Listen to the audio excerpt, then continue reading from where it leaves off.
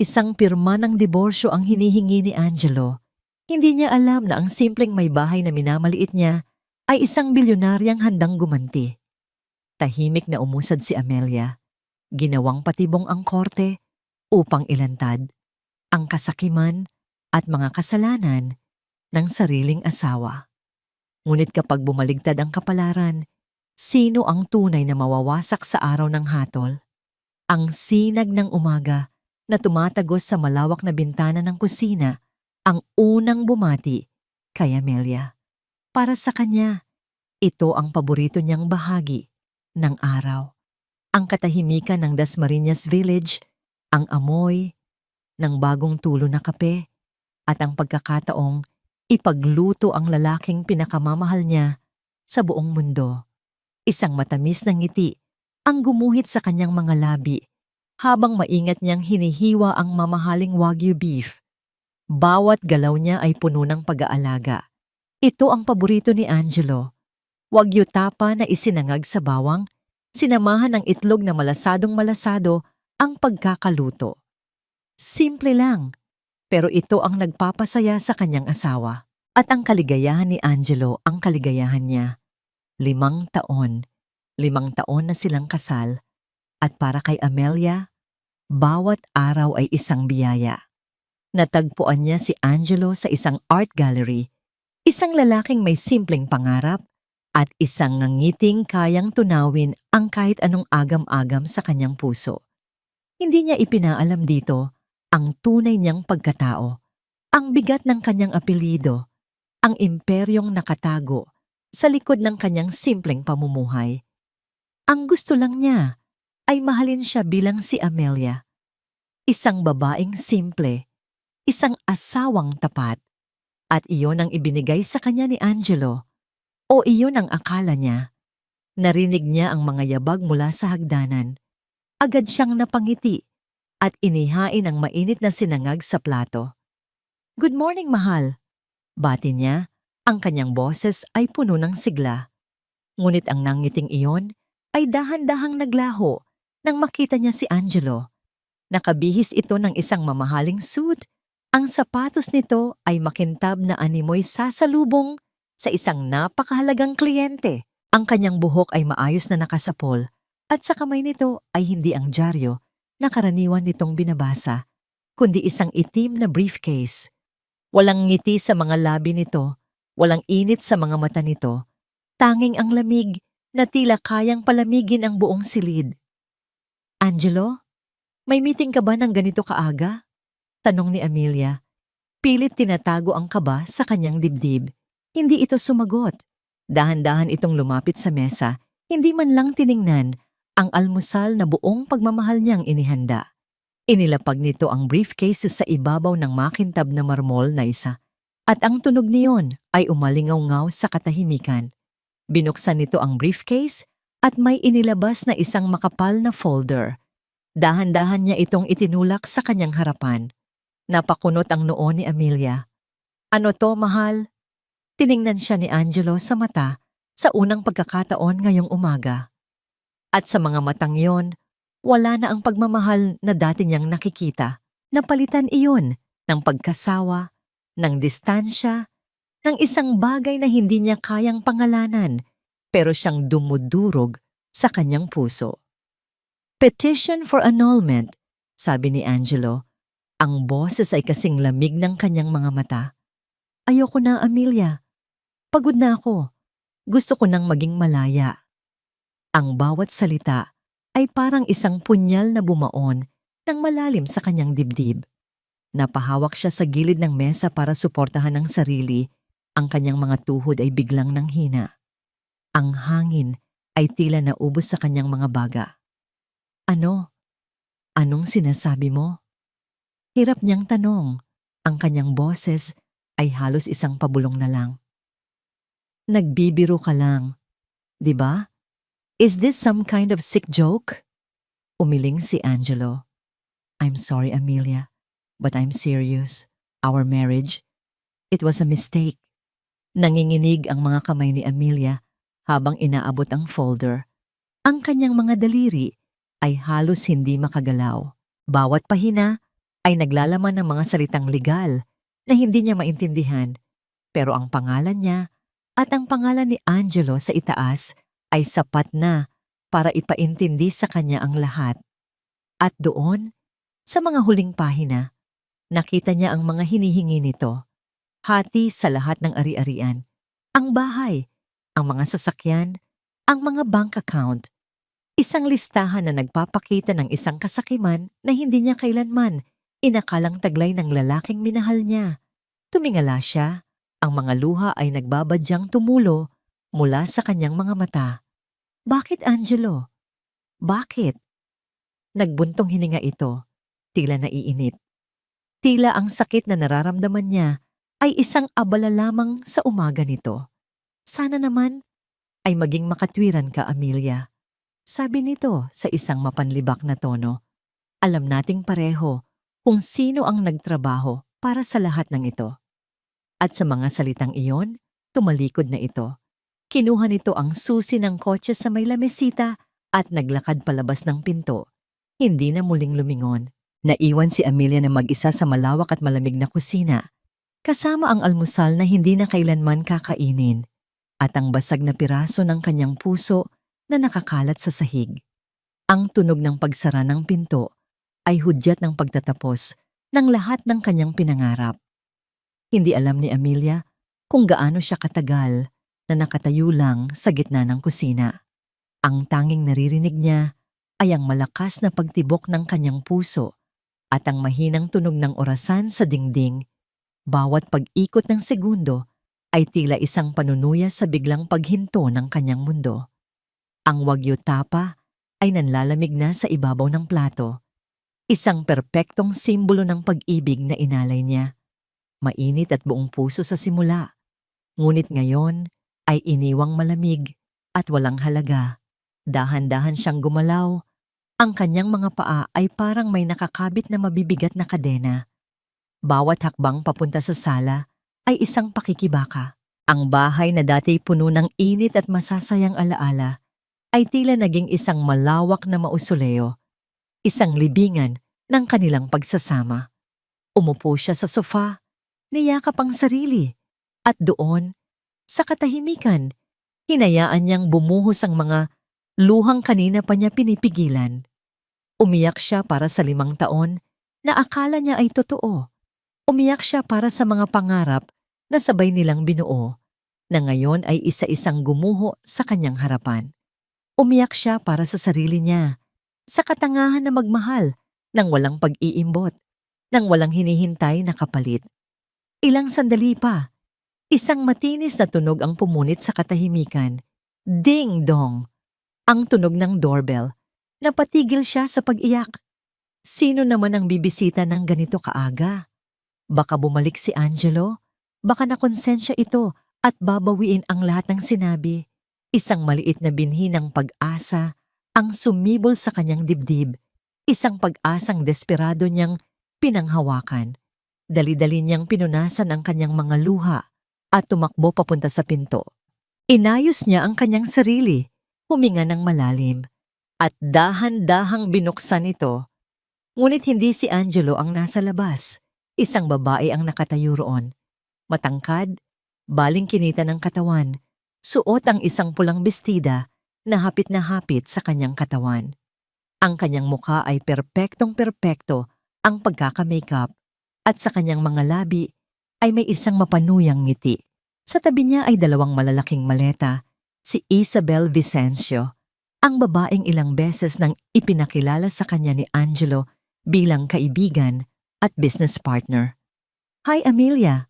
Bati ni Isabel, ang kanyang boses ay matamis ngunit puno ng lason. Tiningnan niya si Amelia mula ulo hanggang paa, isang tingin na puno ng paghamak. I guess I'm home. Hindi nakapagsalita si Amelia. Ang pag-asa sa kanyang dibdib ay biglang namatay, napalitan ng isang pagkalito at lumalagablab na galit. Nilagpasan siya ni Isabel at walang paalam na pumasok sa loob. Hila-hila ang kanyang mga maleta. Ang tunog ng mga gulong nito sa sahig na gawa sa kahoy ay parang mga kuko na kumakalmot sa puso ni Amelia. What are you doing here? Sa wakas ay nahanap ni Amelia ang kanyang boses. Humarap si Isabel, itinaas ang isang kilay. Isn't it obvious? Dito na ako titira. Angelo and I decided na mas makakabuti kung masasanay na ako sa bago kong bahay. Itinaas niya ang kanyang kamay at ipinakita ang isang sing-sing na may malaking diamante sa kanyang palasingsingan. Mas malaki at mas makinang pa sa ibinigay ni Angelo kay Amelia. Parang sinampal si Amelia ng 100 beses. Ang babaeng ito, ang kirida ng kanyang asawa, ay may lakas ng loob na pumasok sa sarili niyang pamamahay at angkinin ito. Nagsimulang maglakad-lakad si Isabel sa sala. Hinahaplos ang mga muebles na parabang siya ang pumili ng mga ito. Kinuha niya ang isang porselanang florera na regalo pa ng yumaong ina ni Amelia. Medyo luma na ang style mo, sabi nito at walang pakundangang inilapag ito sa sahig sa tabi ng basurahan. Huwag mong pakialaman yan, sigaw ni Amelia. Ngumisi lang si Isabel. Bakit, Pagit? This house will be mine soon anyway. Might as well start redecorating. Hindi na nakayanan ni Amelia. Tumalikod siya at tumakbo paakyat sa kanilang silid. Ang silid na dati saksi sa kanilang pagmamahalan. Ikinandado niya ang pinto, sumandal dito at dahan-dahang napaupo sa sahig. Ang galit ay napalitan muli ng matinding pighati. Kinuha niya mula sa bedside table ang isang litrato. Litrato ng kanyang mga magulang, nakangiti. Bulong niya habang hinahaplos ang malamig na salamin. Anong gagawin ko? I'm so lost. Niyakap niya ang litrato at doon muling humagulgol. Ang kanyang mga balikat ay nanginginig sa bawat hikbi. Matapos ang ilang minuto, nang medyo kumalma na siya, nakaramdam siya ng matinding pagkauhaw. Kailangan niya ng tubig. Dahan-dahan siyang tumayo, pinunasan ang kanyang mukha at marahang binuksan ang pinto. Tahimik siyang naglakad sa pasilyo, umaasang hindi makikita ang ahas na nasa kanyang sala. Nang malapit na siya sa hagdanan, naririnig niya ang mga boses mula sa balkonhe. Boses ni Angelo at ni Isabel. Nagtago siya sa likod ng isang haligi. Ang kanyang puso ay kumakabog ng malakas. Are you sure about this, darling? Boses yon ni Isabel. Baka hindi pa umalis yung asawa mo. Narinig ni Amelia ang halakhak ni Angelo. Isang halakhak na puno ng kayabangan. Hayaan mo siya. Saan naman siya pupunta? Wala yang pera. Wala yang alam gawin kundi ang maging asawa ko. Ganyan talaga ang mga babaeng sanay sa simple at dikahong buhay. Akala niya, ang pag-ibig ko ang yaman niya. Paano ka nakatiyak na ibibigay niya ang lahat? Tanong ni Isabel. Dahil mahal niya ako. May kumpiyansang sagot ni Angelo. At dahil sa sobrang pagmamahal niya, naging tanga siya. Hindi niya alam. Nasimulat sa pool pa lang, plinano ko na ang lahat ng ito. Ang pagpapakasal sa kanya, ang pinakamadaling paraan para makuha ang mana niya mula sa kanyang pamilya. After this, a new life begins for us, my love. Ang buhay na nararapat para sa atin. Sa sandaling iyon, ang lahat ng sakit, lahat ng pighati, lahat ng luha sa puso ni Amelia ay biglang natuyo. Ang bawat salita ni Angelo ay parang isang matalim na kutsilyo na tuluyang pumatay sa anumang natitirang pagmamahal niya para dito. Hindi ito isang pag-ibig na naglaho. Ito ay isang panloloko mula sa simula. Ang mga luhang kanina'y walang tigil sa pag-agos ay biglang huminto. Ang pagkadurog ng kanyang puso ay napalitan ng isang nakakapasong galit. Ang kanyang mga mata na kanina'y puno ng kalungkutan ay ngayon ay nagliliyab sa isang malamig at mapanganib na apoy. Mariin niyang kinuyom ang kanyang kamao. Dahan-dahan siyang umatras, pabalik sa silid. Bawat galaw ay maingat at tiyak. Kinuha niya ang kanyang telepono. Hindi na nanginginig ang kanyang mga kamay. Sa halip, ang mga ito'y matatag. Puno ng isang bagong determinasyon. Nag-scroll siya sa kanyang mga contact Nilagpasan ang mga pangalan ng kanyang mga kaibigan at huminto sa isang numerong minsan lang niyang tinawagan sa loob ng 5 taon. Isang numerong nakatago sa ilalim ng pangalang MDL, pinindot niya ang call button. Kinabukasan, bago pa man sumikat ang araw, gumalaw si Amelia ng walang ingay. Hindi na siya ang babaeng naghahanda ng almusal para sa asawa. Ang bawat kilos niya ay may layunin, bawat hakbang ay may bigat. Mula sa ilalim ng kama, kinuha niya ang isang lumang duffel bag, isang relikya mula sa buhay na matagal na niyang tinalikuran. Nandoon ang mga simpleng damit, isang pares ng sapatos, at isang maliit na sobrang naglalaman ng pera at ilang mga ID na may ibang pangalan. Ito ang kanyang emergency kit, isang bagay na inihanda niya noon para sa mga pagkakataong hindi niya inakalang darating. Tahimik siyang lumabas ng silid, iniwan ang lahat ng gamit na nagpapaalala sa kanya ng buhay bilang Mrs. Morales. Habang dumaraan siya sa sala, nakita niya si Isabel na natutulog sa sofa. Ang bibig ay bahagyang nakabukas, yakap-yakap ang unan na dati paborito niya. Isang malamig na ngiti ang sumilay sa labi ni Amelia. Magpakasaya ka sa trono mo, Isabel, dahil hindi mo alam, gawa lang sa buhangin ang palasyong inaangkin mo. Nang walang lingon-likod, lumabas siya ng bahay, nang pamamahay na siya mismo ang nagbayad, at naglakad sa madilim pang mga kalye ng Dasmariñas Village. Isang oras ang makalipas, nasa ibang mundo na si Amelia. Ang tahimik na nayon ay napalitan ng nagtataasang mga gusali ng Bonifacio Global City. Ang malambot na bestida ay napalitan ng isang itim na pansut. Ang kanyang buhok ay nakatali sa isang masinop na bon, at ang kanyang muka ay nakatago sa likod ng malalaking salamin at isang malapad na sombrero. Hindi na siya ang asawang umiiyak. Siya ay isang anino na may misyon. Pumasok siya sa lobby ng isang 5-star hotel. Ang hangin sa loob ay malamig at amoy mamahaling pabango. Walang sino mang lumingon sa kanya. Sa mundong ito, ang pagiging anonymous ay isang uri ng kapangyarihan. Dumiretso siya sa elevator at pinindot ang buton para sa penthouse floor. Nang bumukas ang pinto ng elevator, isang lalaking nakaunipormeng butler ang naghihintay sa kanya. "Good morning, ma'am. This way, please." Iginaya siya nito sa isang private meeting room.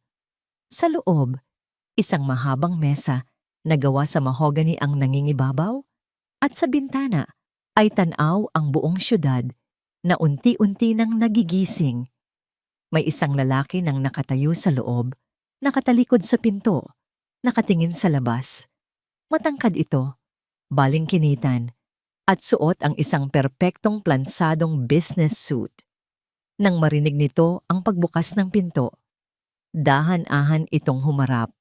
Ang kanyang mukha ay bata pa, marahil ay nasa early 30s, ngunit ang kanyang mga mata ay may talas at talinong higit pa sa kanyang edad. Malinis ang gupit nito at walang anumang emosyon sa kanyang mukha. Sa pagpasok ni Amelia, bahagya itong yumuko, isang senyales ng pinakamataas na paggalang. "Madam President," bati nito, ang kanyang boses ay kalmado at propesyonal. Tinanggal ni Amelia ang kanyang salamin at sombrero at inilapag ang mga ito sa mesa. Ang babaeng puno ng pighati kahapon ay ganap ng naglaho. Ang kaharap ngayon ni Attorney Mateo De Leon ay ang babaeng nagpatakbo ng isa sa pinakamalaking tech companies sa Asia mula sa anino. Si Amelia Reyes, ang utak sa likod ng Sinag Tech. "Mateo," sabi ni Amelia, ang kanyang boses ay matatag at walang bahid ng anumang panginginig. "Thank you for coming on such short notice." "Anything for you, Madam President. I read your initial email. It's concerning," sagot ni Mateo, na natiling nakatayo. "Umupo ka, Mateo.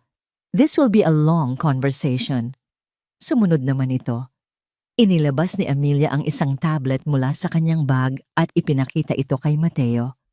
Nandoon ang kopya ng petition for annulment na ibinigay ni Angelo. "He wants to destroy me," simpleng sabi ni Amelia.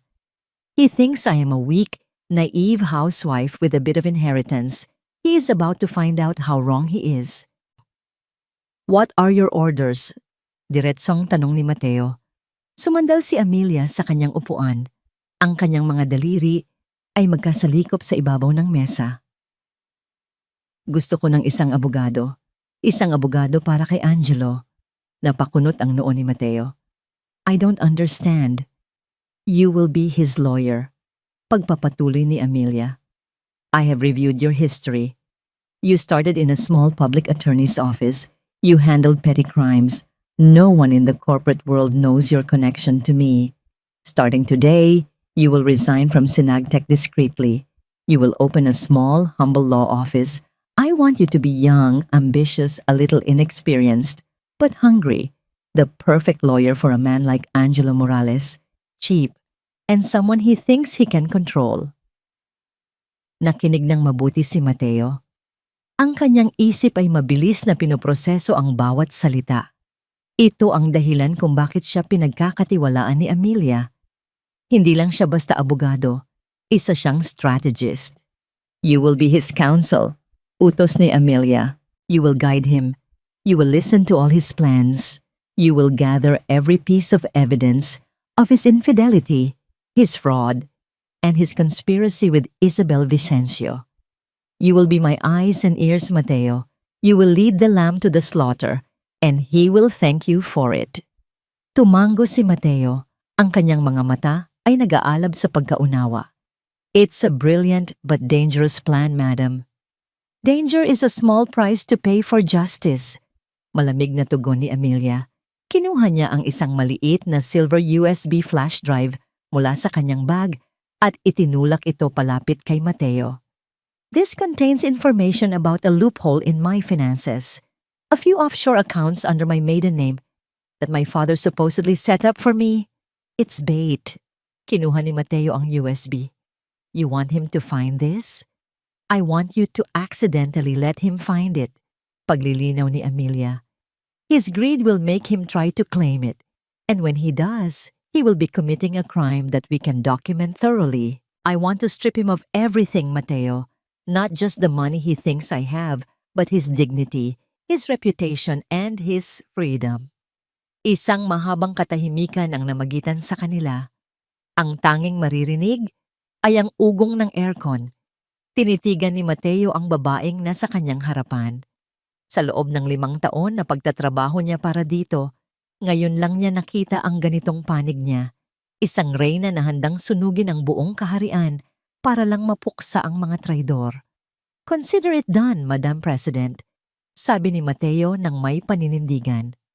Tumayo si Amelia at muling isinuot ang kanyang salamin at sombrero. Ang kanyang trabaho dito ay tapos na. Ang unang hakbang ay nailatag na. Ang mga piyesa ay nagsisimula nang gumalaw sa chessboard na siya mismo ang lumikha.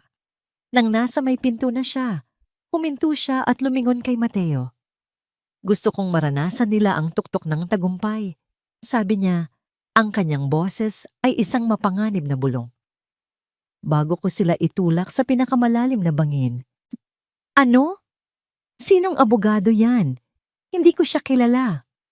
Ang malakas na boses ni Angelo Morales ay umalingaw-ngaw sa loob ng master's bedroom.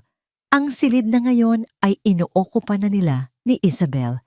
Ibinato niya ang isang mamahaling magazine sa ibabaw ng kama. Ang kanyang mukha ay puno ng inis. Relax, honey, sabi ni Isabel habang maingat na naglalagay ng pulang kolorete sa kanyang mga labi sa harap ng salamin. That's the point. Hindi siya sikat. Hindi siya magastos. He's perfect for our needs. Our needs, Isabel. I need the best.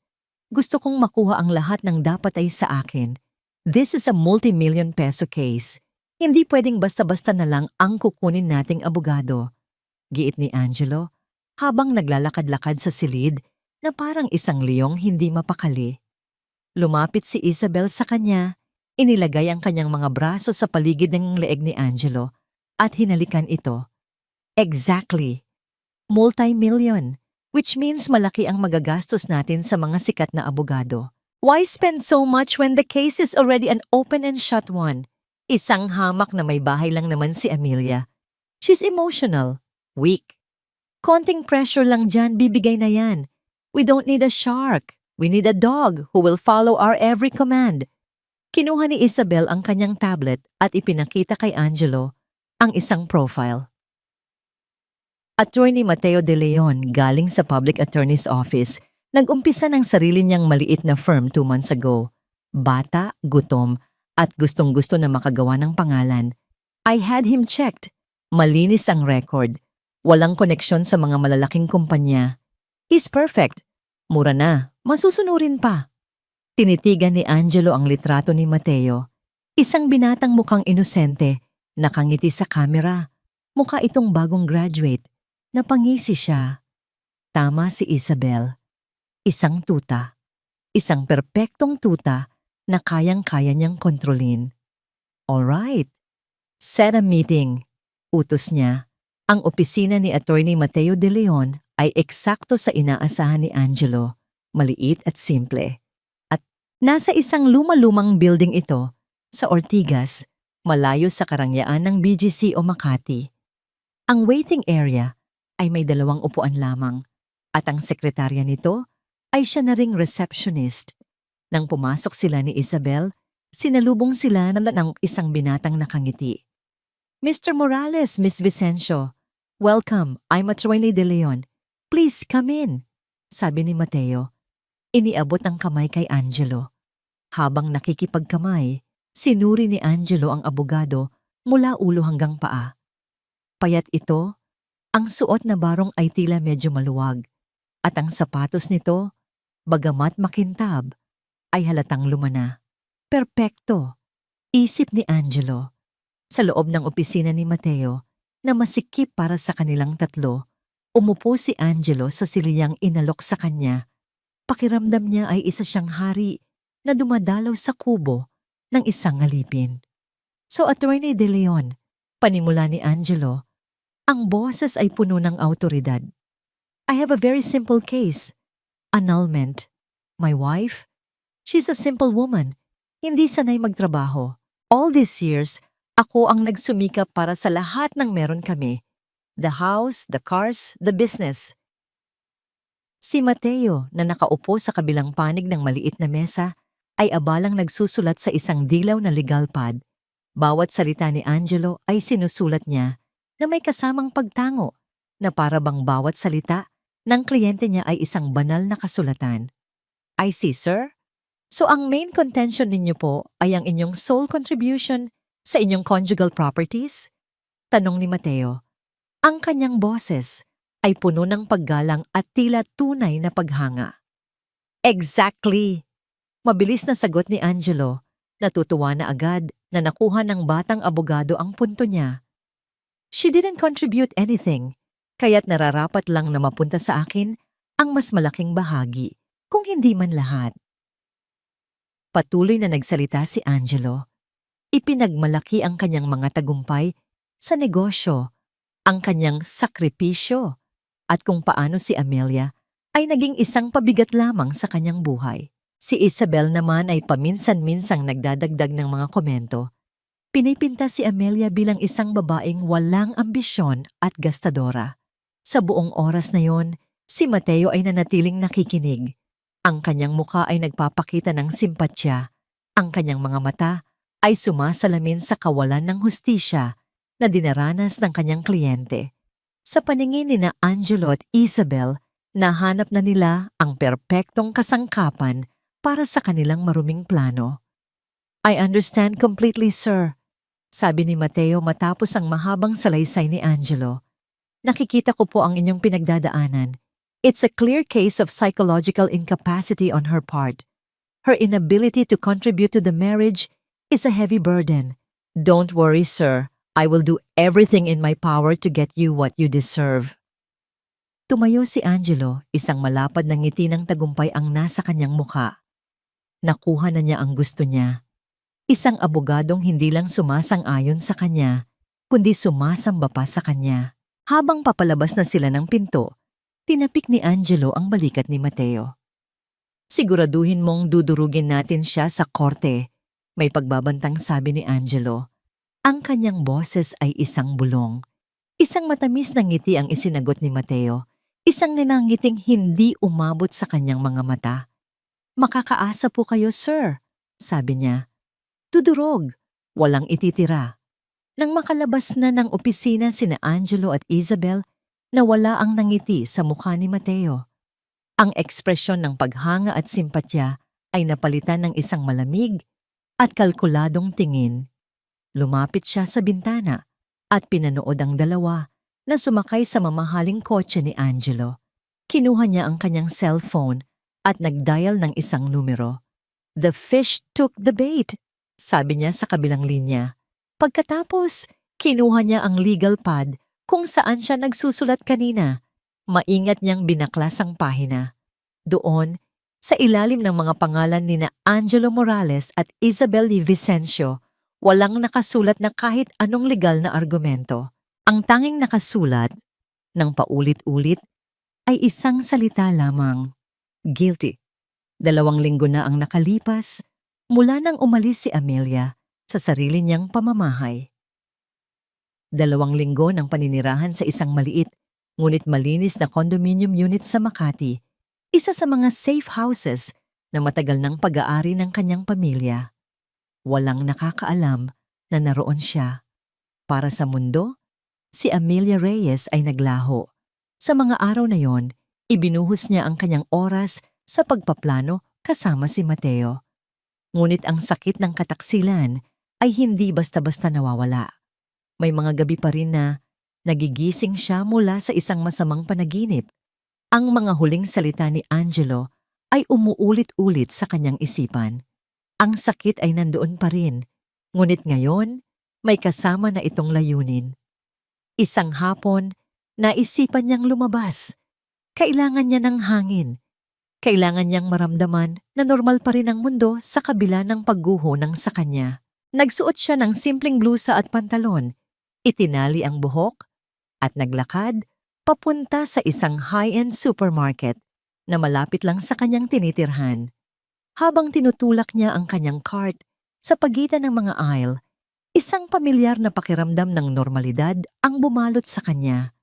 Ang pagpili ng mga sariwang gulay, ang paghahambing ng mga brand ng gatas, ito ang mga simpleng gawain na minsan ay nagbibigay sa kanya ng kaligayahan. Inilagay niya sa kanyang cart ang lahat ng kanyang kailangan, mga prutas, tinapay, kape, at isang bote ng paborito niyang alak. Nang nasa counter na siya, isang mahabang pila ang kanyang naabutan. Payapa siyang naghintay. Nang siya na ang sasalang, isang matamis na ngiti ang ibinigay niya sa cashier. Good afternoon po. Isa-isang iniska ng cashier ang kanyang mga pinamili. Ang total ay umabot sa halos 10,000 piso. Normal lang para sa kanya. Kinuha niya mula sa kanyang pitaka ang itim na credit card mula sa kanilang joint account. Isang bagay na nakalimutan na yata ni Angelo na nasa kanya pa. Inabot niya ito sa cashier. Isinubo ng cashier ang card sa terminal. Ilang sandali itong nagproseso bago isang malakas at nakakairitang tunog ang umalingaw-ngaw. Pip! Bip! Bip! I'm sorry, ma'am, sabi ng cashier. Decline po yung card nyo. Napakunot ang noo ni Amelia. Talaga? Pakitry po ulit. Baka may system error lang. Sinubukan muli ng cashier. Ganoon pa rin ang resulta. Decline po talaga, ma'am. Gusto niyo po bang subukan ng ibang card? Ang mga tao sa likod niya ay nagsisimula ng magbulungan. Nakita niya ang kanilang mga tingin, isang halo ng pagkainip at pag-uusisa. Isang babaeng sosyal ang nasa likod niya, halatang naiinis na sa pagkaantala. Naramdaman ni Amelia ang pag-init ng kanyang mga pisngi. Samantala, sa isang mamahaling restaurant hindi kalayuan, si Angelo ay tumatawa habang kausap ang kanyang banker sa telepono. Yes, that's right. Freeze the account immediately. Utos niya habang pinapaikot-ikot ang isang baso ng wine. I want her to feel what it's like to have nothing. Tingnan natin kung hanggang saan ang tapang niya kapag wala na siyang perang magagastos. Nakangisi niyang ibinaba ang telepono. Sa tapat niya, si Isabel ay pumapalakpak. Brilliant, honey. Iwanan siyang walang-wala para lumuhod siya sa iyo at magmakaawa. That's the plan, mayabang na sabi ni Angelo. Let's see her survive without me. Balik sa supermarket, si Amelia ay nakatayo pa rin sa counter. Ang kahihiyan ay unti-unting gumagapang sa kanyang buong pagkatao. Alam na niya kung ano ang nangyari.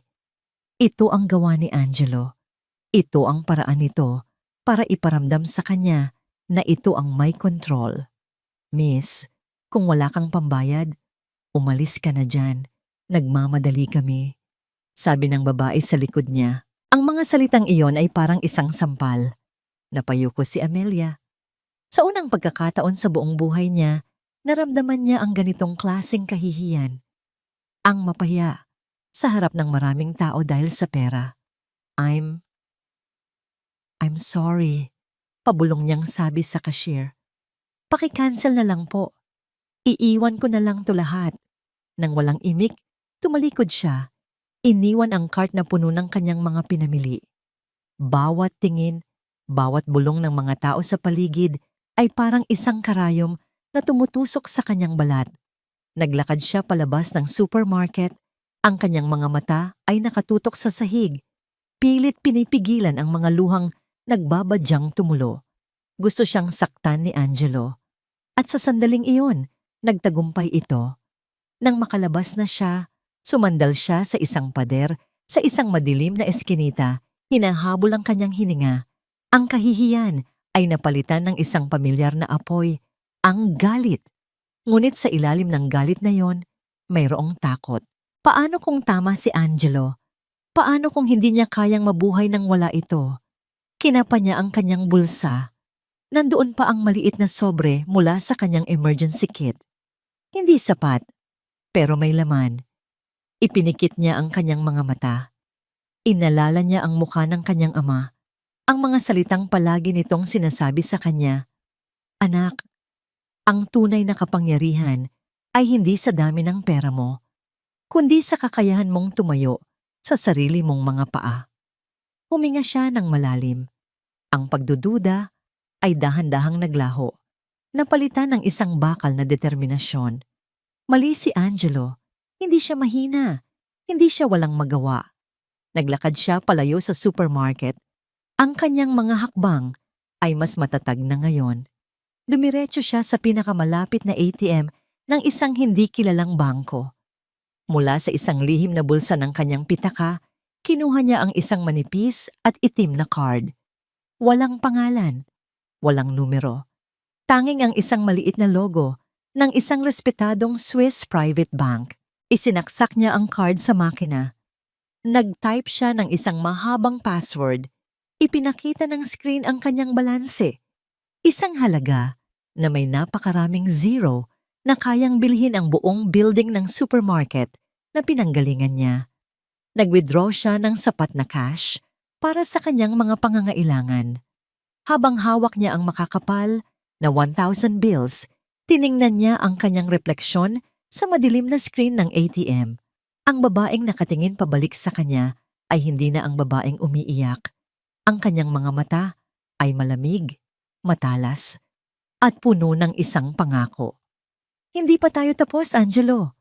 Bulong niya sa hangin. Nagsisimula pa lang ako. Ang amoy ng murang kape at lumang papel ang karaniwang bumabati kay Attorney Mateo de Leon sa kanyang opisina sa Ortigas. Ang espasyo ay masikip, ang aircon ay maingay, at ang tanawin mula sa bintana ay isang pader na ladrilyo. Ito ang mundong ipinapakita niya kay Angelo Morales. Ngunit hindi ito ang kanyang mundo ngayon. Ngayong umaga, ang bumati sa kanya ay ang tahimik na ugong ng isang high-speed elevator, ang malamig na pakiramdam ng salamin at asero sa kanyang paligid, at ang amoy ng tagumpay. Bumukas ang pinto ng elevator, hindi sa isang makitid na pasilyo, kundi sa isang malawak na executive lounge. Sa pinakatuktok na palapag, ng nag-iisang Sinagtech Tower sa puso ng BGC. Naglakad siya sa sahig na gawa sa Italian marble. Ang bawat hakbang ay may bigat at kumpiyansa. Ang mga empleyadong nakakasalubong niya ay yumuyuko bilang paggalang. Hindi siya si Attorney De Leon, ang bagitong abogado.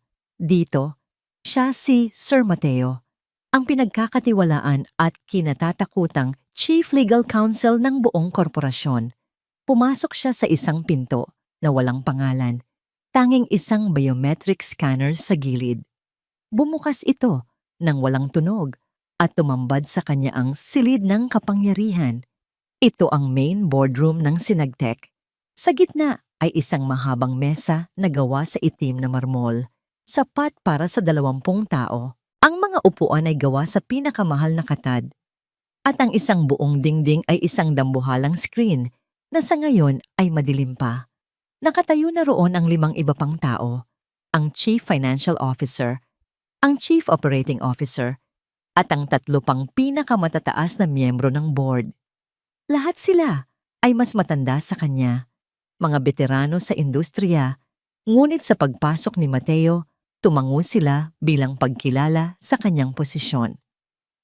Mateo, bati ni Leda, ang matandang CFO na nagsilbi na sa pamilya Reyes mula pa sa ama ni Amelia. Leda, tugon ni Mateo, umupo sa bakanting silya sa kanang kamay ng kabisera o ang upuan sa dulo ng mesa. Ang upuang yon ay bakante, laging bakante, walang nagsalita. Lahat sila ay nakatingin sa madilim na screen, naghihintay.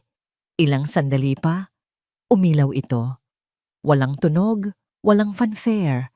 Isang mukha ang lumitaw, napakalinaw na tila naroon lang ito sa silid. Hindi ito ang mukha ng isang kawawang asawa. Ang buhok ni Amelia Reyes ay nakaayos sa isang power bun. Ang kanyang suot ay isang navy blue blazer. Ang kanyang makeup ay minimal, ngunit nagpapatingkad sa talas ng kanyang mga mata. Wala ang bakas ng luha, wala ang anino ng pighati. Ang nasa screen ay isang reyna sa kanyang trono. Good morning! Bago pa man makapagsalita si Amelia, si Mateo na ang nagsalita. Madam President. Sumunod ang pagbati ng lahat. Madam President. Tumango si Amelia. Ang kanyang tingin ay matalim na dumaraan sa bawat isa sa kanila. Let's begin. Mateo, report. Kinuha ni Mateo ang isang tablet at binuksan ito. Ang imahe sa tablet ay automatikong lumabas sa malaking screen. The supermarket incident was successful. He froze the joint account yesterday at 1400 hours. Our surveillance confirms Ms. Reyes was publicly embarrassed as planned. The subject, Angelo Morales, celebrated with Miss Vicencio at a restaurant afterwards. Isang malamig na katahimikan ang bumalot sa silid. Si Leda ay umiling-iling, puno ng pagkasuklam sa narinig. Theatrics, mahinang sabi ni Amelia, walang emosyon. But necessary. It establishes my narrative as the helpless victim. Continue. Yes, madam. Phase 2 is complete. He has taken the bait, sabi ni Mateo. Ipinakita niya sa screen ang mga dokumentong ibinigay sa kanya ni Angelo. Ang mga pekeng financial statements na nagpapakita ng kanyang kontribusyon. Ang mga email sa pagitan ni Angelo at Isabel, puno ng mga salitang mana, ari-arian at tanga. He believes I am completely on his side. He has given me access to his personal emails and bank records, believing I will use them to build his case. All conversations in my office have been recorded as per protocol. Nag-swipe si Mateo sa screen, ipinakita ang isang mas komplikadong diagram. Now, for phase 3. Our intelligence suggests that his confidence is at an all-time high. He feels invincible. His next logical step will not be just about the annulment. He will come for the company. Si Amelia na ang nagtapos ng sasabihin ni Mateo. Precisely, kumpirma ni Mateo. He believes you are merely a passive heir. He's been meeting with minor shareholders, attempting to build a coalition. He will try to stage a hostile takeover using the evidence of your incapacity as leverage. Isang mahinang pagtawa ang narinig mula kay Leda. The fool! Does he not know who signs his paychecks? He thinks the board is weak without a visible leader, sabi ni Amelia. Ang kanyang tingin ay nakatuon kay Mateo. Let him think that. Let him call for a meeting. Let him present his pathetic case. I want all of you to listen, to appear concerned, even swayed. Give him enough rope to hang himself. Understood, madam. Sabay-sabay na sagot ng mga board members. Leda, prepare the financial traps. When he presents his fraudulent documents, be ready to expose them with our real-time data. Utos ni Amelia. With pleasure, Madam President, sagot ng matandang CFO, isang mapanganib na ngiti ang nasa kanyang mga labi. Mateo, muling binalingan ni Amelia ang kanyang abogado. Your main task is to protect him. Defend him with all your might, in public. Make him believe you are his only salvation. The higher you lift him, the harder he will fall. It will be my honor, madam. Tiningnan ni Amelia ang bawat isa sa kanila. Ang kanyang mga mata ay parang isang general na nagbibigay ng huling utos bago ang isang malaking digmaan. He has insulted my family's legacy. He has trampled on my heart. I will not just defeat him. I will erase him. Pagkatapos ng ilang sandali ng matinding katahimikan, muli siyang nagsalita. Ang kanyang boses ay mahinahon, ngunit may bigat na kayang yumanig sa buong gusali. Hayaan mo siyang isipin na siya ang pusa habang hawak natin ang tali. Sa tamang oras, hihilahin natin. At sa mga salitang iyon, ang screen ay naging itim. Naiwan sa silid ang 5 pinakamakapangyarihang tao sa Sinagtec sa ilalim ng utos ng isang reynang nagahari mula sa anino.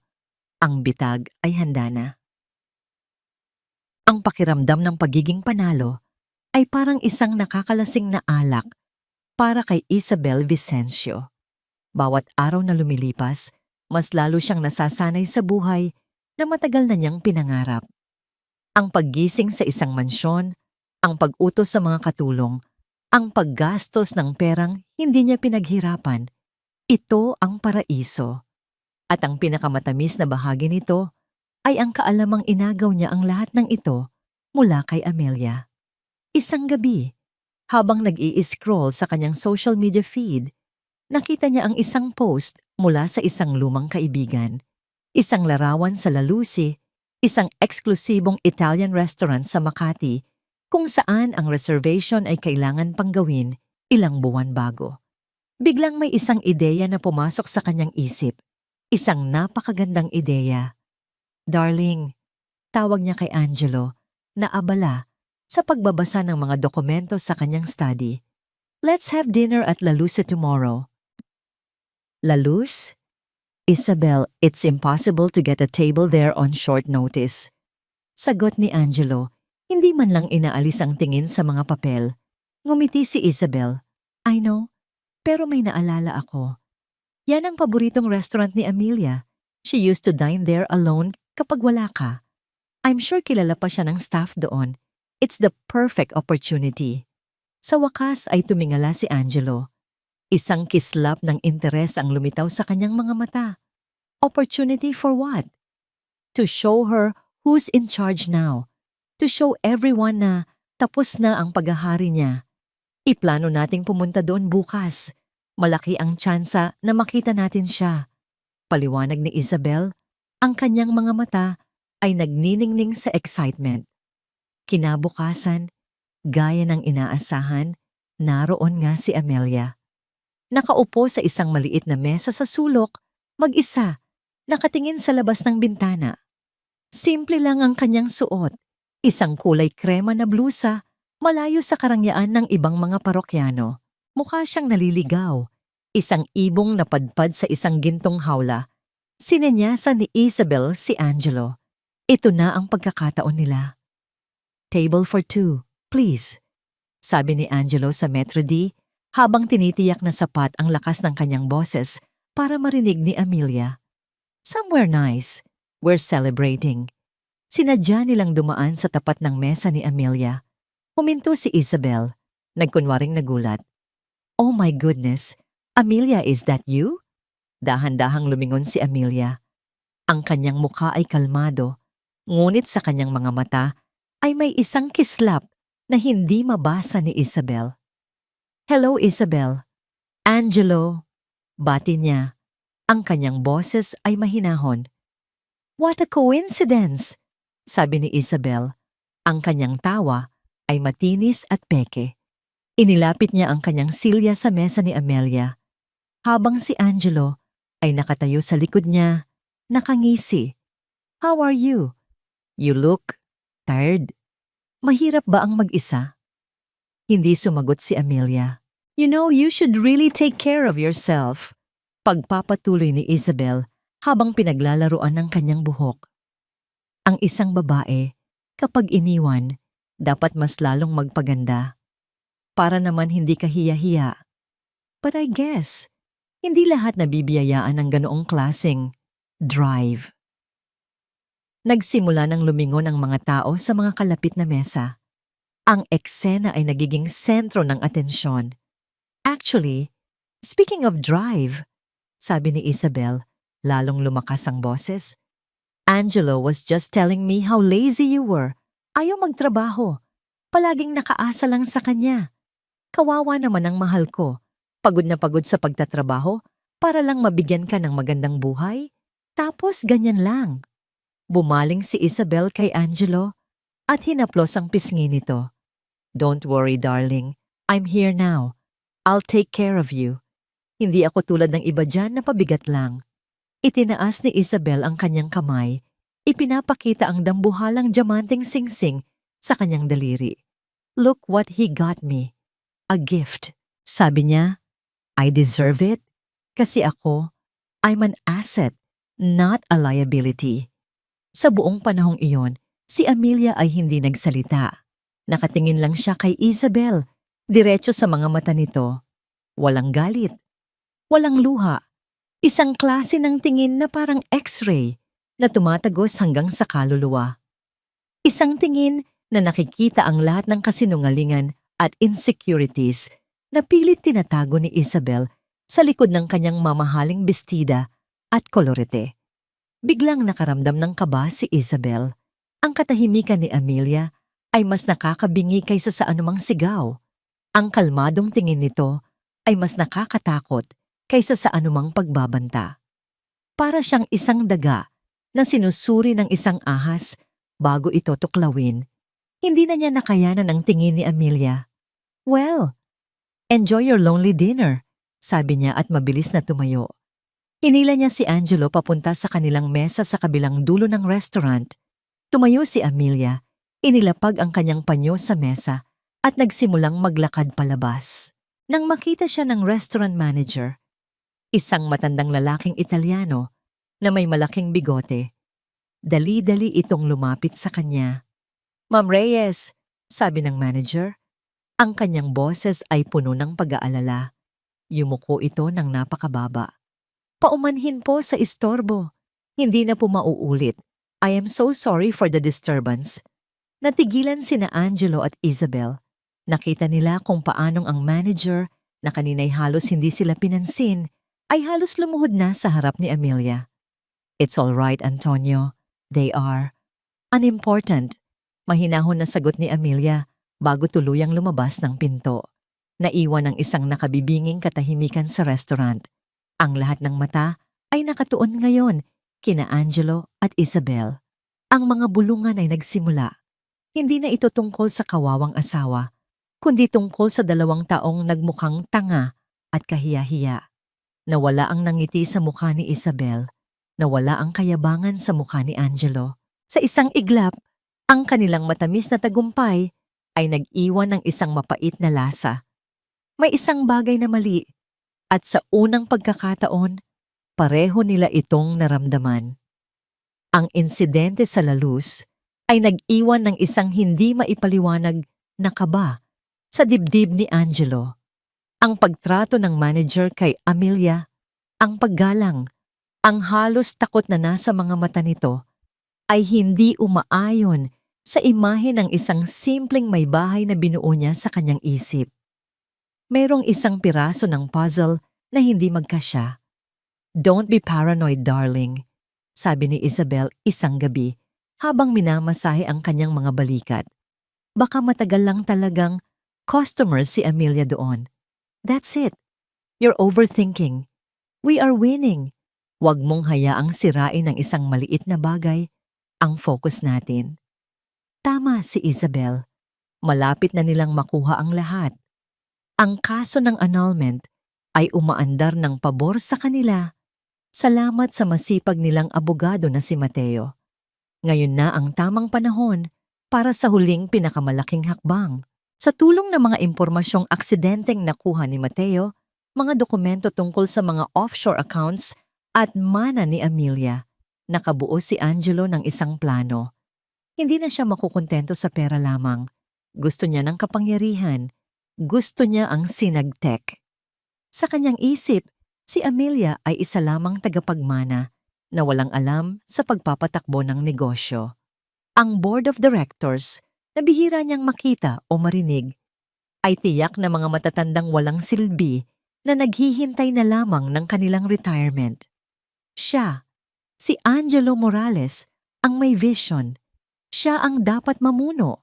Gamit ang mga koneksyon na nabuo niya sa loob ng 5 taon bilang asawa ni Amelia at ang pekeng autoridad na ibinibigay ng apelyidong Reyes na pansamantala pa niyang ginagamit, nagpatawag siya ng isang emergency board meeting.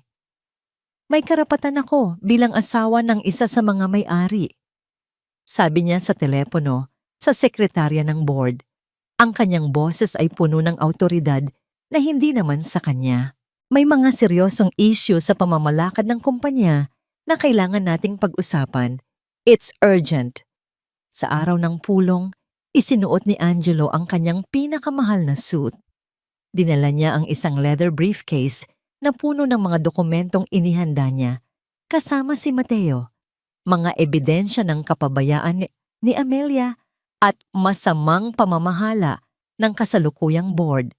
Pakiramdam niya ay isa siyang corporate raider, isang henyo sa negosyo na handang sakupin ang isang kaharian.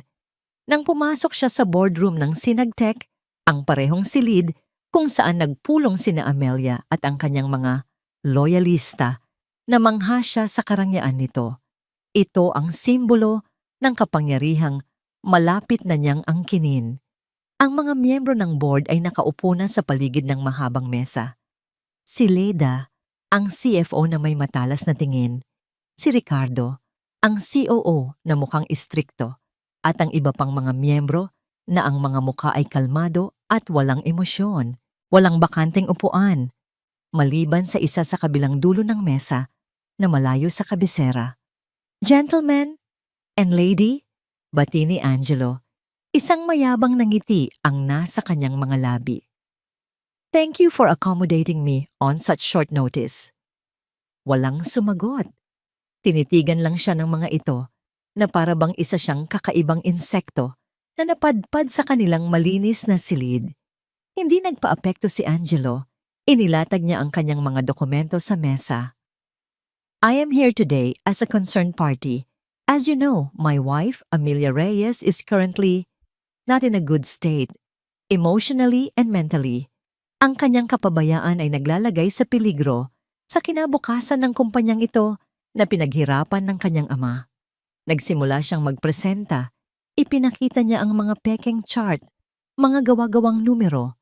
Nagsalita siya tungkol sa mababang morale ng mga empleyado, mga nawawalang oportunidad sa merkado, at isang leadership vacuum. "What this company needs is a new, aggressive, and hands-on leader," deklara niya. "Someone who is not afraid to make tough decisions. Someone who can bring Sinagtek to the next level." Sa buong presentasyon niya, ang board ay nanatiling tahimik. Nakikinig sila. Paminsan-minsan ay nagtitinginan, mga tingin na hindi mabasa ni Angelo. Sa kanyang isip, ang kanilang katahimikan ay senyales ng pagsang-ayon o marahil ay pagkabigla sa kanyang katapangan. And that is why, pagtatapos niya, I, Angelo Morales, am proposing a complete restructuring of the Executive Committee, with me as the new Chief Executive Officer. Pagkatapos niyang sabihin iyon, isang matagal na katahimikan ang namayani.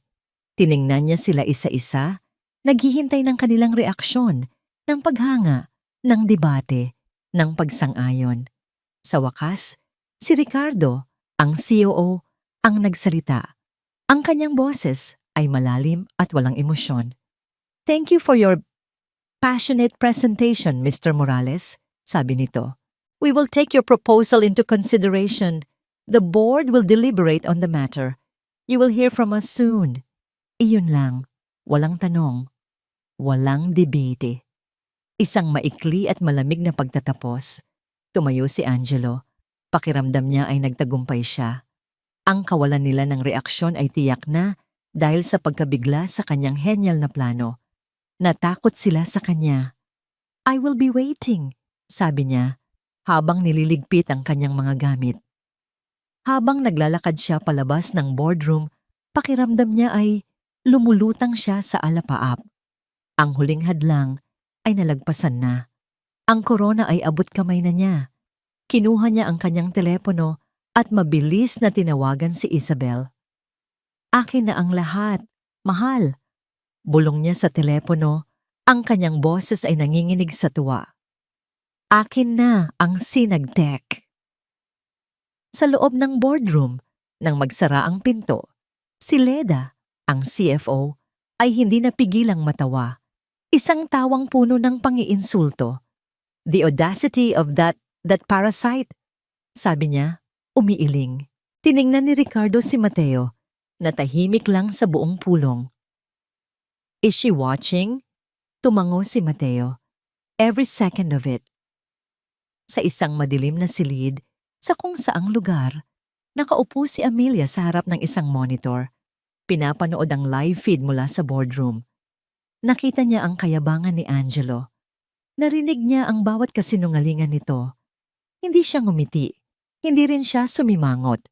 Dahan-dahan niyang itinaas ang kanyang kamay at gumawa ng isang senyas sa kanyang lalamunan. Isang senyas ng pagputol.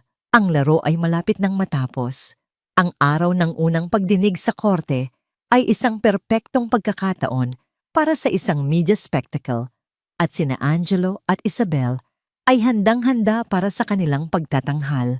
Bago pa man sila pumasok sa Makati City Regional Trial Court, sinalubong na sila ng mga mamamahayag na may mga kumikislap na kamera at nakaumang na mikropono. "Mr. Morales, anong masasabi niyo sa kaso?" Tanong ng isang reporter. Si Angelo, suot ang isang madilim na suit na nagpapamukha sa kanya na seryoso at inapi, ay huminga ng malalim. Hinawakan niya ang kamay ni Isabel na nakatayo sa tabi niya. Ang muka ay puno ng pag-aalala. "Ang tanging masasabi ko lang ay masakit ang katotohanan," sabi ni Angelo. Ang boses ay bahagyang nanginginig para sa dagdag na epekto. "Minahal ko ang asawa ko. Ibinigay ko ang lahat. Ngunit minsan, ang pag-ibig ay hindi sapat.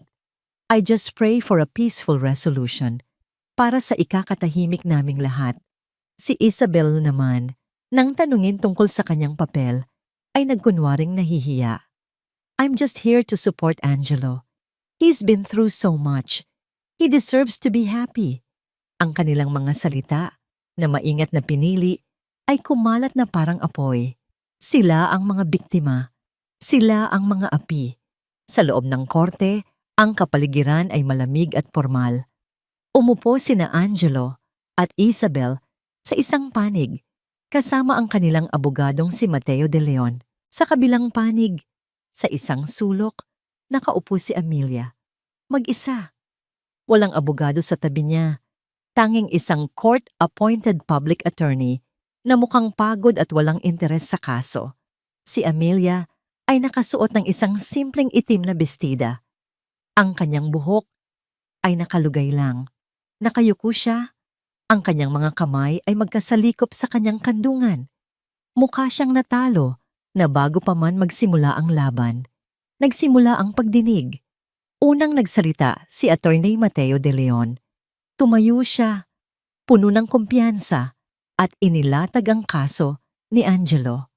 Ang kanyang boses ay malinaw at matatag, ngunit ang kanyang mga argumento ay tila mahina at kulang sa matibay na ebidensya. Nagpresenta siya ng mga testimonya mula sa mga kaibigan ni na Angelo at Isabel na lahat ay nagsasabing si Amelia ay isang pabaya at emosyonal na hindi matatag na asawa.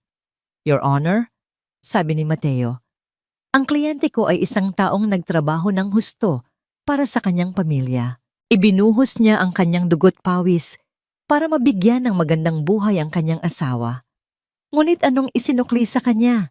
Isang asawang walang ambisyon, isang asawang pabigat, isang asawang hindi kayang suklian ang kanyang mga sakripisyo. Habang nagsasalita si Mateo, pasulyap-sulyap si Angelo kay Amelia. Nakikita niya ang pagyuko nito, ang paminsan-minsang pag-angat ng kamay para punasan ang isang hindi nakikitang luha. Isang ngiti ng kasiyahan ang gumuhit sa kanyang mga labi. Durog na ito. Nang pagkakataon na ng panig ni Amelia, ang public attorney ay tumayo nang walang gana. Nagbigay ito ng isang maikli at walang kalatoy-latoy na depensa. Halatang hindi nito pinag-aralan ng kaso.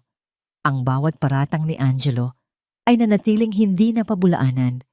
Ang bawat kasinungalingan ay tinanggap bilang katotohanan. Sa huli, ang hukom, isang matandang babae na may salamin, ay nagsalita. Based on the preliminary evidence presented, sabi ng hukom, ang kanyang boses ay walang emosyon. The court finds merit in the petitioner's claims. For the meantime, pending the final verdict, the court orders a temporary division of assets. A significant portion will be placed under the administration of Mr. Morales, given his proven capacity to manage these assets. Isang malakas na tunog ng pagbagsak ng martilyo ang nagpuno sa silid. Pak! Yun na yon.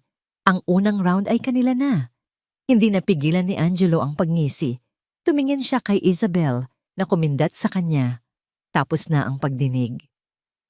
Habang naglalakad palabas ang mga tao, sinadya ni Angelo na dumaan sa tabi ni Amelia na nanatiling nakaupo, tila hindi makagalaw. Yumuko si Angelo, ang kanyang mga labi ay malapit sa tainga ni Amelia. Sapat lang para siya ang makarinig. Ito ang nararapat sa'yo. Bulong niya, ang kanyang boses ay puno ng lason at paghihiganti. Isang basura.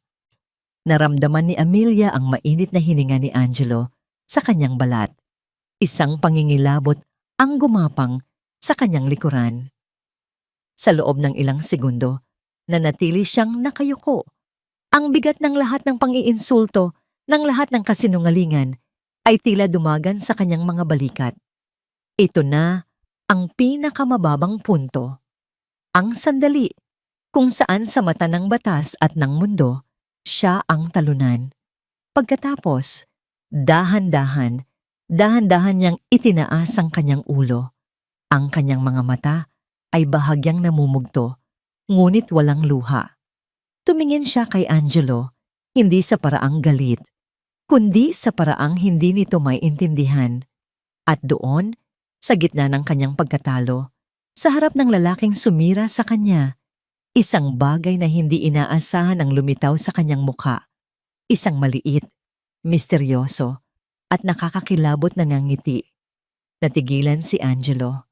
Ang nangiting iyon ay hindi ngiti ng isang taong talunan. Iyon ay ngiti ng isang taong may alam na hindi niya alam. Iyon ay ngiti ng isang taong nanonood ng isang komedya.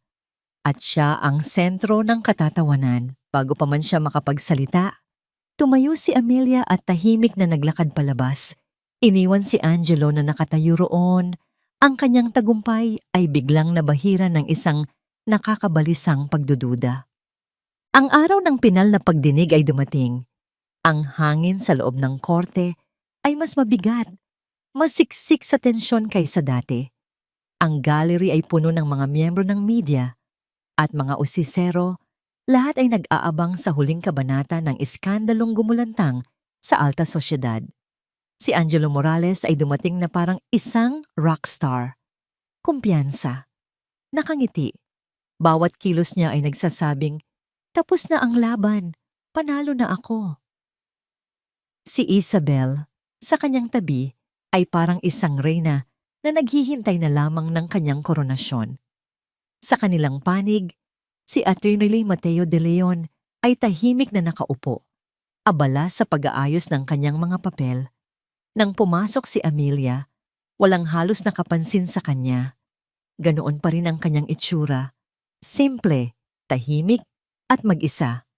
Umupo siya sa kanyang pwesto, ang kanyang mga mata ay nakatuon sa walang laman na mesa sa kanyang harapan. All rise! Anunsyo ng bailiff. Pumasok ang hukom at nagsimula ang sesyon. We are here for the final hearing on the petition for annulment of Morales versus Reyes, sabi ng hukom.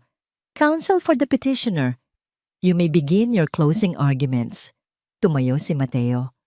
Ngunit sa kanyang pagtayo, may nagbago. Ang bahagyang pagyukod ng kanyang mga balikat ay nawala. Ang dating ekspresyon ng isang masunuring tuta ay napalitan ng isang matalas at walang takot na tingin. Ang kanyang tindig ay diretso. Ang kanyang presensya ay biglang bumigat. Your Honor, simula ni Mateo, ang kanyang boses ay hindi na boses ng isang bagitong abogado. Ito ay boses ng isang komander.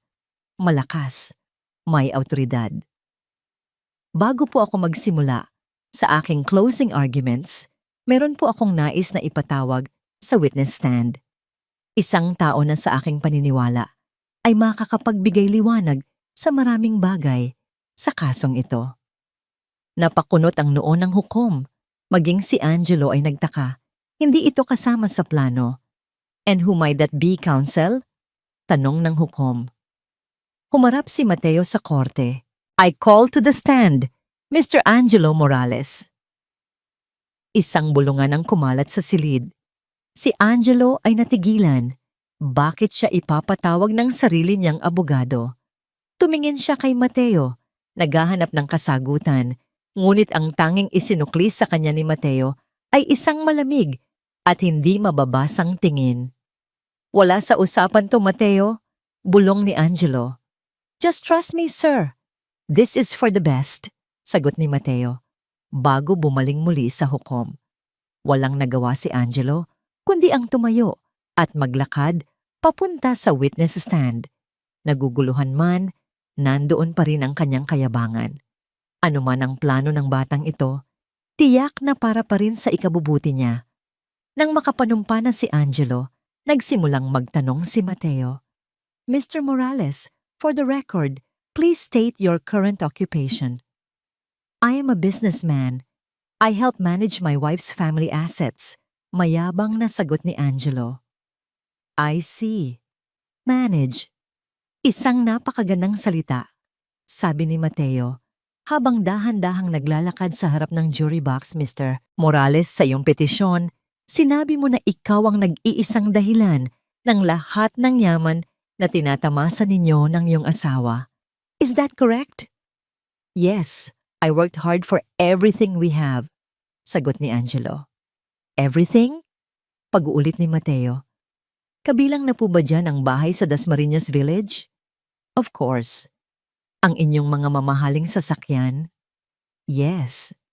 Pati na rin po ang posisyon mo bilang Senior Vice President for Special Projects sa Sinagtech Corporation. Sa pagbanggit ng pangalan ng kumpanya, biglang natigilan si Angelo. Yes, that was a position I earned. Ngumiti si Mateo. Isang ngiting hindi umabot sa kanyang mga mata. Earned. Isa na namang magandang salita. Biglang huminto si Mateo sa paglalakad at humarap kay Angelo. Ang kanyang boses ay biglang tumalas. Mr. Morales, 2 buwan na ang nakalipas. Nag-email ka kay Miss Isabel Vicencio. Sa email na yon, sinabi mo, and I quote, konting tiis na lang, mahal. Malapit na nating makuha ang mana ng tangang yon. Do you recall sending that email? Namutla si Angelo. Paanong nalaman ni Mateo ang tungkol doon? I object. That's taken out of context. Sigaw ni Angelo. Your Honor, I present to the court a certified copy of the said email, Exhibit A. sabi ni Mateo habang inaabot ng kanyang assistant ang isang folder sa clerk of court. Nagsimulang pagpawisan ng malamig si Angelo. Ang kanyang kumpiyansa ay unti-unting natutunaw. Hindi pa tapos si Mateo. Mr. Morales, noong nakaraang buwan, nagpatawag ka ng isang emergency board meeting sa Sinagtec. Sa pulong na yon, iprinesenta mo ang iyong sarili bilang susunod na CEO. Di po ba? That was a confidential business meeting? Depensa ni Angelo. Is it? Your Honor, I present Exhibit B, the complete minutes and audio recording of the said meeting. Sabi ni Mateo, habang isa pang folder ang isinusumite. Ang bulungan sa korte ay lalong lumakas. Si Isabel, sa kanyang upuan ay hindi na mapakali. Ang kanilang perpektong plano ay guguho sa harap mismo nila. Si Angelo ay hindi na makapagsalita. Ang kanyang pagiging arogante ay napalitan ng takot. Humarap si Mateo sa kanya. Ang kanyang mga mata ay parang isang agila na handa ng dagitin ang kanyang biktima. Bawat salita ay mabigat at tumatagos. Mr. Morales, you claim to have earned everything. You claim to be the genius behind your wealth. Ngunit ang lahat ng ebidensya ay nagsasabing isa ka lang manggaganso. Isang ahas na inalagaan ng taong nagmahal sa'yo. Isang magnanakaw na nagbabalat kayong asawa. Hindi totoo yan. Sigaw ni Angelo. Ang kanyang boses ay puno ng desperasyon. Hindi ba totoo? Tanong ni Mateo. Ang kanyang boses ay biglang naging isang mapanganib na bulong. Lumapit siya sa witness stand. Ang kanyang mukha ay ilang pulgada na lang ang layo mula kay Angelo. Kung gayon, sagutin mo ang huling tanong ko, Mr. Morales. Isang simpleng tanong lang. Huminga ng malalim si Mateo at sa kanyang huling tanong, ang buong korte ay tumahimik, nag-aabang. Mr. Morales, maaari mo bang sabihin sa korteng ito kung sino ang nagtatag at kasalukuyang nag-iisang may-ari ng Sinagtec Corporation? Natulala si Angelo. Ang kanyang utak ay ayaw gumana. Tiningnan niya ang mga miyembro ng board ng Sinagtec na nakaupo sa unahang hilera. Ang kanilang mga mukha ay parang mga maskarang bato. Tiningnan niya si Isabel na ngayon ay kasing putla na ng papel. Pawis. Malamig na pawis ang tumagaktak sa kanyang noo. Hindi ko alam. Hirap niyang sagot. Ang kanyang boses ay halos hindi na marinig. Isang malamig na ngiti ang sumilay sa mga labi ni Mateo de Leon. Humarap siya sa hukom, ang kanyang mga braso ay nakataas na parang isang konduktor na magtatapos ng isang obra maestra. Kung gayon, Your Honor, sabi niya, ang kanyang boses ay umaling-awngaw sa buong silid. Hayaan nating ang susunod na testigo ang sumagot niyan. The prosecution calls its final witness, deklara ni Mateo. Miss Amelia Reyes, isang katahimikan na halos nakabibingi ang bumalot sa buong korte. Lahat ng mga mata ay napako sa babaeng tahimik na nakaupo sa sulok. Dahan-dahang tumayo si Amelia. Ngunit ang babaeng tumayo ay hindi na ang babaeng nakayuko kanina. Ang bawat galaw niya ay may tiwala sa sarili.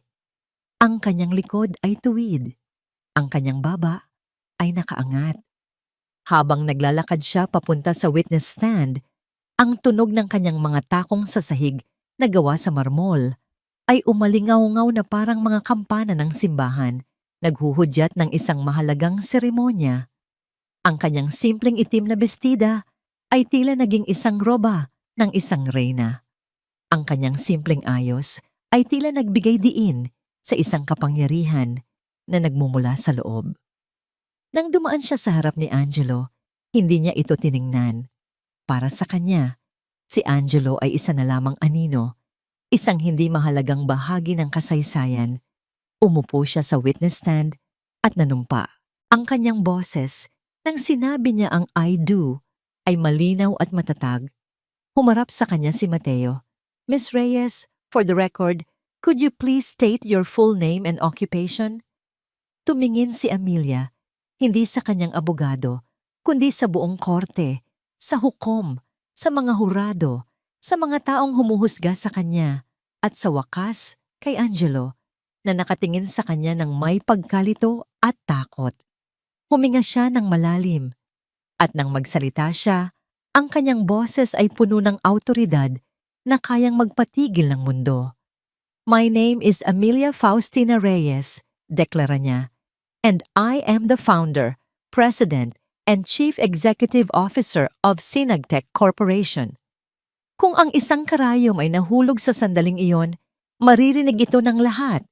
Ang buong korte ay natigilan.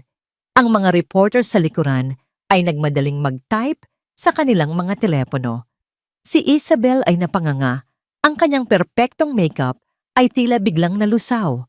At si Angelo ay parang binuhusan ng isang baldeng nagyayelong tubig. Ang dugo ay nawala sa kanyang mukha. Ang kanyang mundo ay gumuho sa isang pangungusap. Imposible. "That's a lie!" Sigaw ni Angelo mula sa kanyang upuan. "She's lying! She's nothing but a simple housewife."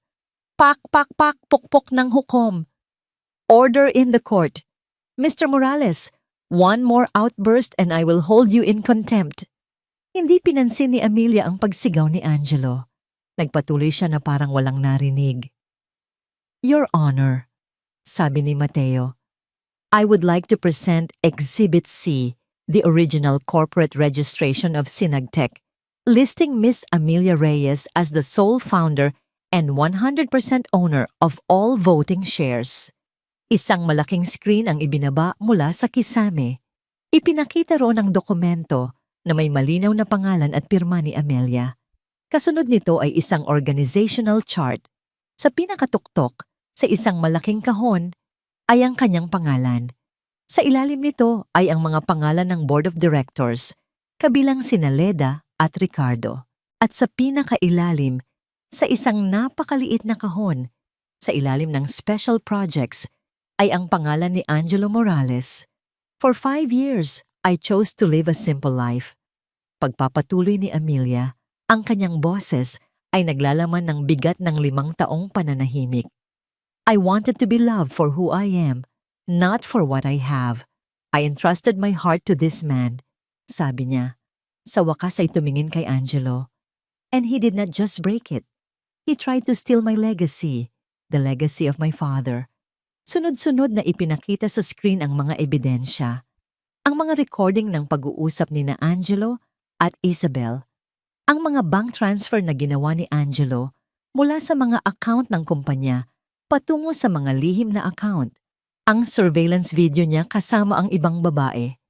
Lahat ng kasinungalingan, lahat ng kataksilan, nakahain sa harap ng buong mundo. Si Angelo ay hindi na makagalaw. Siya ay isang preso sa sarili niyang upuan. Pinapanood ang pagguho ng kanyang buhay, ladrilyo, bawat ladrilyo. "The house in Dasmariñas Village?" sabi ni Amelia. "I bought it in cash 2 years before I met him. The cars, company assets under my name. His position, a title I created for him so he wouldn't feel useless." Bawat salita ni Amelia ay isang sampal. Bawat ebidensya ay isang pako sa kanyang kabaong. "He calls me a liability," sabi ni Amelia. Ang kanyang tingin ay bumalik sa hukom. "Your Honor, this man, for the last 5 years, has been living off a salary that I personally approve. He has been living in a house that I own. He has built a reputation using my name. The only liability here is the man who thought his greed was smarter than the woman who built an empire from the ground up." Tumayo si Amelia. Tapos na ang kanyang testimonya. "As the sole owner of Sinagtech," sabi niya, ang kanyang boses ay malamig na parang yelo, "I am officially terminating the employment of Mr. Angelo Morales, effective immediately. And I am filing criminal charges of fraud, embezzlement, and adultery against him and Miss Isabel Vicencio." Bumaling siya kay Angelo, na ngayon ay parang isang basahan, nakalugmok sa kanyang silya, ang mukha ay nakasubsob sa kanyang mga palad. Hindi na siya galit, hindi na siya nasasaktan. Ang tanging nararamdaman na lang niya ay awa. "Ang pinakamalaking pagkakamali mo, Angelo," sabi ni Amelia. Ang kanyang boses ay mahinahon na ngayon, ay ang maliitin ang babaeng minahal ka ng buong puso. Pagkatapos noon, tumalikod na siya at naglakad palayo sa witness stand, palayo sa mga guho ng kanyang nakaraan, at patungo sa liwanag ng kanyang kinabukasan. Ang huling narinig sa korte, bago mag-adjourn ang session, ay hindi ang pukpok ng martilyo, kundi ang mahinang tunog ng paghikbi ng isang lalaking nawalan ng lahat. Makalipas ang 6 na buwan, ang iskandalo ni na Angelo Morales at Amelia Reyes ay unti-unti nang nawala sa mga ulo ng balita, napalitan ng mga panibagong tsismis at kontrobersya, ngunit ang epekto nito ay nanatili. Isang maikling balita sa telebisyon ang nagpakita ng huling update. Angelo Morales and Isabel Vicencio were found guilty on multiple counts of fraud. They are sentenced to a minimum of 10 years in prison. Morales faces additional charges from Sinagtec Corporation for corporate espionage.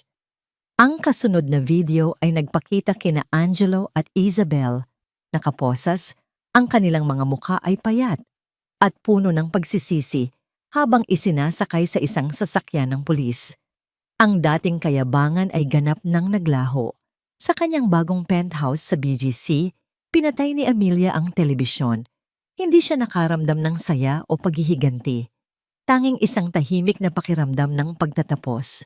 Isang kabanata ng kanyang buhay ang tuluyan ng nagsara. Ibinenta na niya ang bahay sa Dasmariñas Village. Masyadong maraming masasamang alaala ang nakakabit doon. Ang kanyang bagong tirahan ay mas moderno, mas maliwanag, at ang tanawin mula sa malawak na bintana ay ang buong syudad. Ang kanyang kaharian, kumikinang sa ilalim ng papalubog na araw. Kinabukasan, sa boardroom ng Sinagtec, si Amelia ay nakaupo na sa kabisera. Sa upuang matagal niyang iniwang bakante, hindi na siya isang anino. The numbers for the last quarter are excellent, sabi ni Lida, ang CFO, habang ipinapakita ang isang presentasyon. Since you officially took the helm, Madam President, investor confidence has skyrocketed by 200%. Si Amelia ay tumango. Ang kanyang mukha ay seryoso, ngunit kalmado. That's good news, but we can't be complacent. I want us to focus on our new R&D initiatives for sustainable technology. It's time for Sinagtec to lead not just in profit, but in purpose. Ang mga miyembro ng board ay nakikinig ng may paghanga. Ang babaeng nasa harap nila ngayon ay mas matatag, mas may pananaw, at mas may kapangyarihan kaysa dati. Ang sakit na kanyang pinagdaanan ay hindi siya sinira. Sa halip, ito ang nagpanday sa kanya para maging isang mas mahusay na leader. Pagkatapos ng pulong, nagtungo si Amelia sa sementeryo. Dala ang isang pumpon ng puting rosas, lumapit siya sa puntod ng kanyang mga magulang. Inilapag niya ang mga bulaklak sa pagitan ng kanilang mga pangalan na nakaukit sa marmol. "Hi, Mapa," bulong niya habang hinahaplos ang malamig na bato. "Matagal din po akong hindi nakadalaw. Marami pong nangyari." Umupo siya sa damuhan, hindi alintana ang mamahaling pansut na suot. "I made a mistake, Pa. I tried to run away from who I am.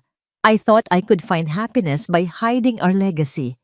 Pero natutunan ko na po, ang tunay na kaligayahan ay hindi po pala pagtatago, kundi ang pagtanggap sa kabuuan ng ating pagkatao." Huminga siya ng malalim, ang hangin ay sariwa at mapayapa. "Don't worry about the company. It's in good hands," sabi niya. Isang maliit na ngiti ang sumilay sa kanyang mga labi. "I'm taking care of it. I'm taking care of myself now. I hope you're proud of me."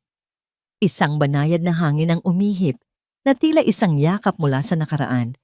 Sa unang pagkakataon sa loob ng maraming taon, naramdaman ni Amelia ang isang tunay na kapayapaan sa kanyang puso. Gabi na nang makabalik siya sa kanyang penthouse.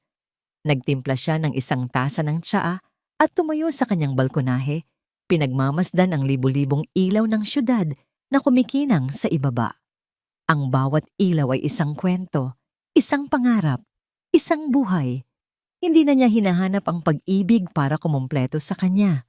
Sa kanyang paglalakbay, sa gitna ng sakit at pagbangon, natagpuan niya ang pinakamahalagang pag-ibig sa lahat, ang pagmamahal sa sarili. Siya ay buo. Siya ay sapat. Biglang tumunog ang kanyang telepono. Isang hindi pamilyar na numero. Noong araw, sasagutin niya ito kaagad. Umaasa na ito ay isang bagong kaibigan, isang bagong koneksyon. Ngayon, tiningnan niya lang ito. Pinindot niya ang ignore button. Itinaas niya ang kanyang tasa ng tsa, isang tahimik na pagpupugay sa kanyang sarili at sa bagong buhay na naghihintay sa kanya. Hindi niya kailangan ng sagot mula sa labas. Ang lahat ng kailangan niya ay nasa loob na niya. Ngumiti siya, isang tunay at payapang ngiti. Handa na siya para sa susunod na kabanata. Isang kwentong isusulat niya ayon sa sarili niyang mga patakaran. Sa pagtatapos ng kwentong ito, malinaw na hindi pera ang tunay na sukatan ng lakas, kundi ang talino, dignidad, at paninindigan. Si Amelia, na minamaliit bilang isang simpleng may bahay, ay pinatunayan na ang babaeng may respeto sa sarili ay hindi kailanman madaling yurakan. Sa huli, ang kasakiman at pagtataksil ni Angelo ang siyang naging dahilan ng kanyang sariling pagbagsak.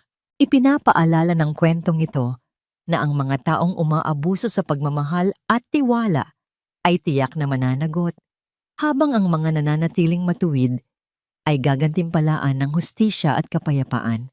Ngayon, nais naming marinig ang inyong opinyon. Sa tingin ninyo, tama ba ang naging paraan ni Amelia upang ipagtanggol ang kanyang sarili at ang pamana ng kanyang pamilya? Kung kayo ang nasa kanyang sitwasyon, pipiliin niyo rin ba ang katahimikan at talino kaysa galit at paghihiganti? Sana ay maayos ang inyong kalagayan habang kayo'y nakikinig. Maraming salamat sa patuloy ninyong pagtitiwala at suporta. Ingat po kayo palagi at huwag mahiyang magbahagi ng inyong saloobin dahil ang inyong boses ay mahalaga sa amin.